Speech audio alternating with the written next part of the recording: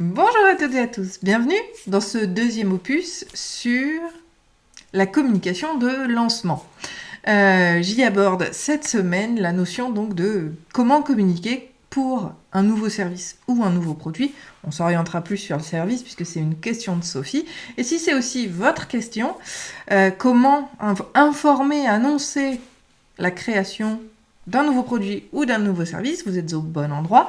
On a vu en introduction ce qu'il était faisable, comment le faire, pourquoi le faire et quels sont justement les différents types de communication qu'il y a autour d'un nouveau produit ou d'un nouveau service. Vous retrouverez d'ailleurs la vignette de la vidéo précédente ici à la fin de celle-ci. Vous la retrouvez également en description de cette vidéo pour pouvoir aller la voir peut-être en premier et revenir ici après. Et pour tous ceux qui me découvrent, salut à tous, je suis Claire Négrier, aka Misscom, et depuis 2010, j'accompagne les entrepreneurs ambitieux à communiquer de manière unique, éthique, authentique et surtout efficace pour attirer les clients qu'ils veulent vraiment. Et sur Misscom, je suis là pour dédramatiser, vous donner un accès, je l'espère, le plus facile possible sur la compréhension et la mise en place de communication. Et bien évidemment, je vous aide aussi à le faire en privé, puisque c'est mon métier. Donc, annoncer un nouveau service ou un produit, on va voir aujourd'hui les notions de support, message et cible. Ce sont les trois éléments ultra indispensables, parce que il y a vraiment une segmentation à faire en fonction des différentes audiences que l'on va avoir. On l'a un petit peu abordé d'ailleurs dans la vidéo précédente, puisque, comme je le disais, n'a de nouveau que le service ou le produit à l'instant T. C'est-à-dire que c'est une nouveauté du moment que vous le lancez, c'est-à-dire à la date de lancement. Et on va le faire, on va effectivement le gérer en termes de nouveauté que pendant une certaine période. Ce n'est pas une nouveauté au bout de 2 mois, par exemple. Alors, la temporalité peut, elle aussi, être un petit peu plus variable en fonction du produit ou du service et surtout en fonction de votre domaine d'activité. Ça, c'est aussi un élément qui est à prendre en compte dans votre réflexion vis-à-vis de cette nouveauté. Ou cet événement, parce qu'on pourrait même l'élargir à événement. Quand je vous discute, ça me fait penser à Disneyland, par exemple, où ils utilisent une communication événementielle de lancement pour leurs anniversaires. Je crois que c'était les 50 ans l'année dernière ou cette année. Et en fin de compte, l'offre événement, donc le produit événement qui est pour l'anniversaire, pour la date anniversaire du parc, ça dure 1 an. Donc, c'est un exemple plutôt caricatural, puisque vous, dans la prestation de service, ce ne sera jamais sur cette temporalité-là, mais c'est vraiment pour vous induire ce schéma de réflexion sur combien de temps est-ce qu'on considère que votre nouveau produit ou votre nouveau service est effectivement une nouveauté. Je pense à mon ancienne cliente Delphina, qui propose des produits dans sa boutique de super-héros. La nouveauté va être peut-être sur une temporalité, je dirais, d'une 15aine de jours. Parce que déjà, il y a toujours des nouveautés qui rentrent, toujours des nouveautés qui arrivent, toujours des événements particuliers. Donc peut-être que la temporalité peut être de 3 jours, 1 semaine, éventuellement 2 semaines.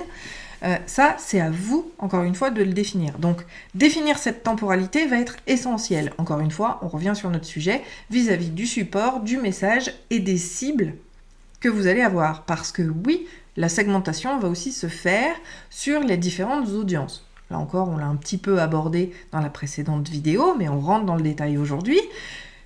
L'audience, elle est différente. Vous avez des clients acquis, vous avez des potentiels clients qui vous suivent, mais qui n'ont pas aujourd'hui le besoin en priorité vis-à-vis de ce que vous proposez, ou qui n'ont justement pas le service qui leur correspond. Et peut-être que ce nouveau service, ou ce nouveau produit, si vous êtes dans le cadre de produit, va répondre plus facilement à un besoin d'une audience qui vous suit, mais qui n'est pas encore cliente. Et puis, vous avez également toute cette notion de leads, de gens qui vous suivent, qui eux peut-être n'achèteront jamais, mais qui adorent votre façon de faire, qui aiment vous suivre, qui vous recommandent. Faut pas oublier les ambassadeurs, c'est ultra important, on l'a déjà vu.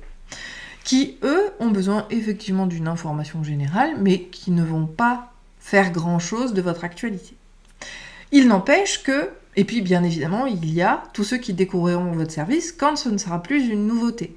D'où l'importance de stratifier, de segmenter ces différentes audiences parce que elles auront forcément des supports différents. Exemple, mon produit ou mon service est lancé depuis plusieurs mois, ce n'est plus un lancement, il faut que l'information soit accessible basiquement sur mon site web et pas présenté comme une nouveauté, mais comme un service intégré à l'entreprise et proposé pour de potentiels clients. Donc on va adapter le message et donc le contenu de la page, non pas à l'actualité, mais bien au service lui-même que l'on souhaite pérenne. De la même manière, la nouveauté, on va pouvoir aussi faire un travail sur le message et même sur l'accessibilité du produit, si c'est des clients acquis, des nouveaux clients qui profiteraient de l'opportunité du nouveau service, ou des clients potentiellement plus tard. Alors qu'est-ce que j'entends par là ? Eh bien c'est souvent que un lancement, c'est dans la joie, c'est dans la bonne humeur, on le fait bien souvent avec un tarif attractif, un tarif dit de lancement. Parce que ce tarif de lancement, ça va venir éprouver votre produit et votre service. Parce que vous le savez, dans la communication et in fine pour vendre, il faut que les gens puissent se calibrer, se poser sur des avis clients déjà existants. Et on arrête de faker. On ne fake pas, on ne détourne pas des témoignages qu'on aurait eu sur d'autres produits et services pour apporter des témoignages sur ce nouveau produit si on n'en a pas. Donc l'idée va être justement, peut-être aux clients acquis et super fidèles de leur proposer une première séance gratuite, dans l'optique, et ça après on en parle en privé, d'obtenir un retour client du service, pour pouvoir nourrir, encore une fois, la communication institutionnelle qui se cache derrière. Vous avez également, comme je le disais, donc peut-être un tarif de lancement. Et on peut peut-être faire deux tarifs. Le tarif public de lancement et le tarif plutôt, pour les clients acquis. Parce que oui, des clients fidèles, la fidélité, ça se paye. Et ça se paye souvent pour pouvoir donner l'impulsion d'achat, d'avoir des tarifs, encore une fois, préférentiels parce qu'on est déjà client.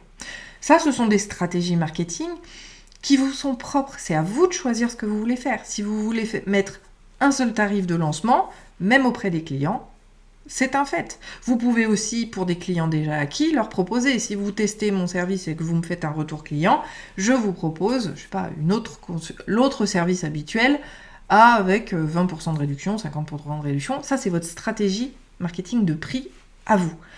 Mais il faut comprendre que dans le message, et pour donner encore une fois l'impulsion d'achat, ça va être de proposer quelque chose en fonction des audiences.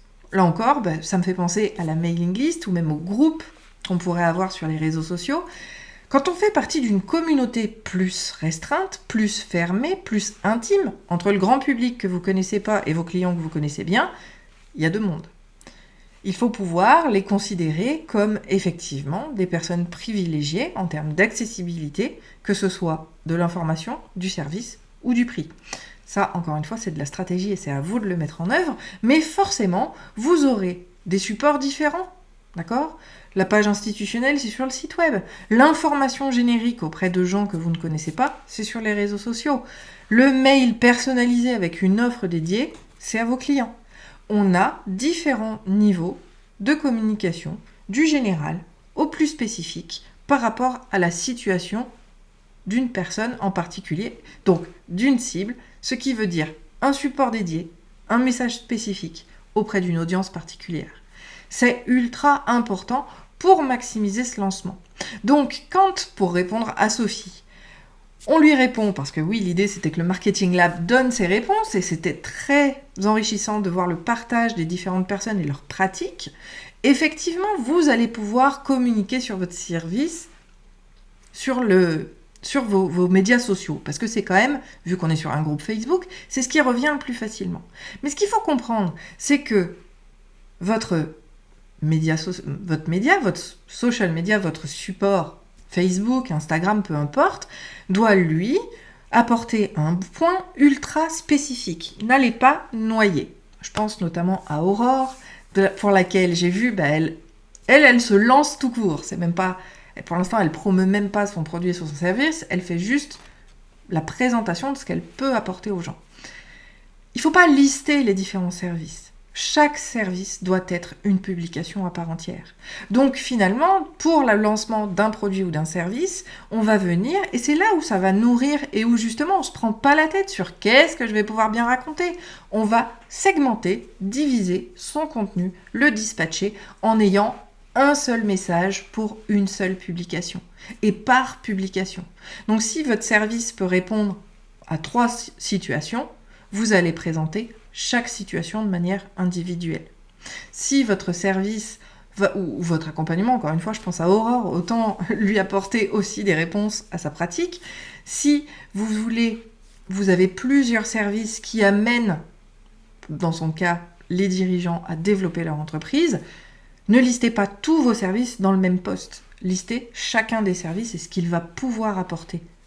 Et c'est sur cet argumentaire-là de qu'est-ce qu'il va apporter qu'on va effectivement mettre les choses en avant.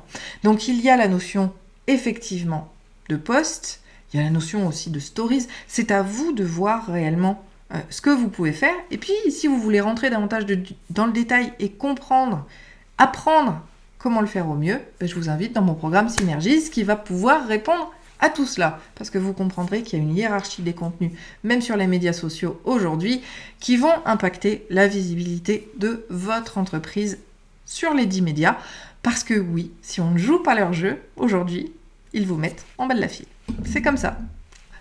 Bref, on résume. Pour annoncer un nouveau service ou un nouveau produit, travaillez toujours en fonction de l'analyse de votre audience, bien évidemment, pour pouvoir la segmenter, qui, où, et sur quels argumentaires ça va fonctionner. D'accord ? Encore une fois, par rapport à des clients acquis, c'est pas le même travail que par rapport à des newbies, comme on dit en anglais, à des personnes qui vous découvrent. Il y a cette temporalité aussi à gérer entre la notion événement de la nouveauté, mais qui finalement doit être pérenne par rapport à la communication qu'on va poser. C'est ultra important aussi. Donc on va avoir plusieurs cibles, plusieurs niveaux d'information, plusieurs messages, ce qui devrait vous occuper et vous permettre de le lancer sur plusieurs jours, voire plusieurs semaines. Si vous avez toutes questions, n'hésitez pas à les mettre en commentaire. Pour le tout venant et ce qui me passera par la tête, toutes les idées qui me passeront par la tête, remettons les choses dans l'ordre, sur la thématique, rendez-vous dans le marketing, dans le Marketing Lab demain, puisque c'est là où on dépose tout ce qui nous reste vis-à-vis de la thématique et où on échange en questions-réponses.